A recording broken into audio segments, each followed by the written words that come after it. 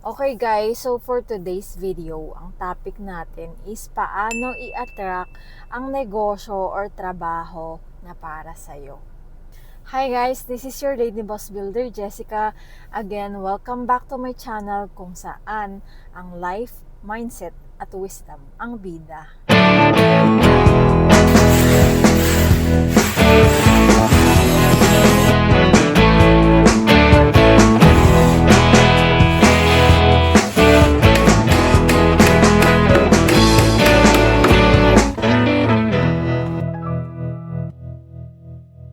Naniniwala ako na pagkapanganak pa lang natin is meron na talagang naka-align na mga bagay para sa atin.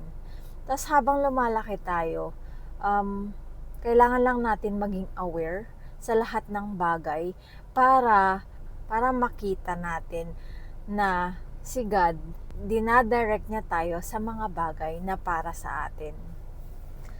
Yun ang paniniwala ko ha. Ito based lang sa experience ko. Okay, so paano mo i-attract ang negosyo or trabaho na para sa'yo?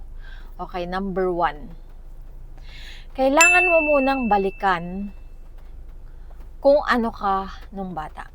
Kung saan ka masaya, ano yung lagi mong ginagawa, bakit mo kailangan balikan yon para malaman mo kung para saan ka talaga, kung saan ka magaling.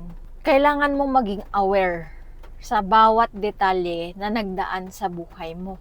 Number 2, pag nagawa mo na yon, syempre alam mo na kung saan ka magaling. Na-discover mo na kung saan ka magaling. Mag-take into action ka na. Agad. Bago ko nag-take action, madalas ko yun naiisip. 'Di ba sabi ko nga sa inyo, where attention goes, energy flows. So, kung lagi mo naiisip, lagi mong binabanggit, yun yung ina-attract mo.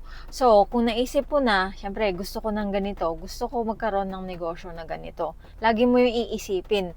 Tapos, susunod nun, sasabay yung katawan mo kung paano mo gagawin. Parang yung ginawa ko. Nung una, hindi ko alam kung paano ko gagawin yung divider. Pero dahil lagi kong iniisip, ayun, nagawa ko. Hindi ko pinagplanuhan maigi. Pero, nasa utak ko na lahat kung paano ko gagawin. So, nagawa ko. And ito yon. Ito yon. Okay? So, pagkatapos nun, lagi kong iniisip habang nag-work ako, habang nagpipintura ako, habang naglalagari ako, iniisip ko lagi na magkakaroon din ako pagdating ng araw ng sarili kong workshop.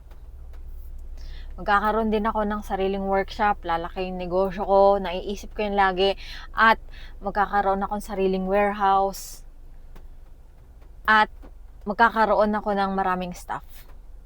Mga tao na tutulong sa akin. And lahat yun nangyari. Di ba? Sobrang saya kaya. Sobrang saya, lahat yun nangyari. Ulitin ko ha.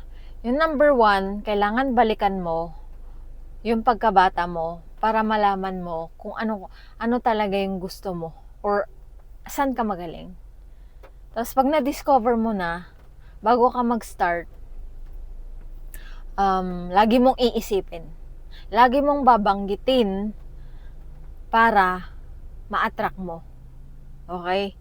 Tapos, magte-take ka na into action. Diba? Number 3. Okay, pagkatapos nun, habang gumagawa ka, of course, mabu-burn out ka. Yes, mapapagod ka. Kailangan mong isipin, number 4, kung bakit mo yun ginagawa.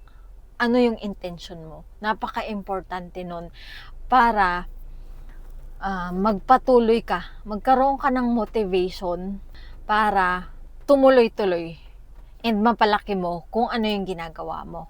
Example ng intention is para kanino ba yung ginagawa mo? Bakit gusto natin magnegosyo? Of course, para magkaroon ng pera. 'Di ba? Para maging komportable yung family. Ang first pala is para sa akin mismo. Unang-una, dahil doon ako masaya. Masaya ako sa ginagawa ko. Second na nakaka-motivate sa akin is gusto ko magkaroon ng komportable. I mean, financial freedom ang aking family. Yes. Kahit sino naman gustong makamit yun, 'di ba? Pangatlo, syempre para sa mga tao. Okay? Gusto ko na magkaroon pa ako ng maraming employees para makatulong pa sa mga ibang tao, mabigyan sila ng trabaho. Okay? And para makapagbigay, number 4 na motivation ko, makapagbigay service sa maraming tao. May mga magsasabi na hindi yun ganun kadali. Noong time na nag-decide na ako na gusto kong gawin ang isang bagay, ginawa ko kaagad. Okay, sa halagang 1,200 nakapag-umpisa ako ng negosyo ko. Okay? So, kapag naka-align ka talaga sa kung ano yung para sa'yo, lahat ng resources, mag-a-align rin lahat yan. Maniwala kayo sa akin. Okay? Lahat yan. Financial, human resource, kung saan lugar ka, lahat yan mag-a-align. Okay, meron akong story about dyan and babanggitin ko na lang sa susunod. Comment down below kung gusto nyong marinig. Paano mo malalaman na nag-a-align lahat ng mga resources mo?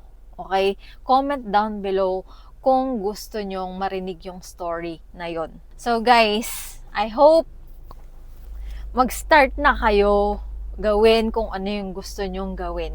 Okay? And kung ako nagawa ko, I'm sure magagawa mo rin. Kung sa tingin nyo may value itong video na to, don't forget to please like, share, and subscribe. And click the notification bell button para lagi kang updated sa mga videos ko.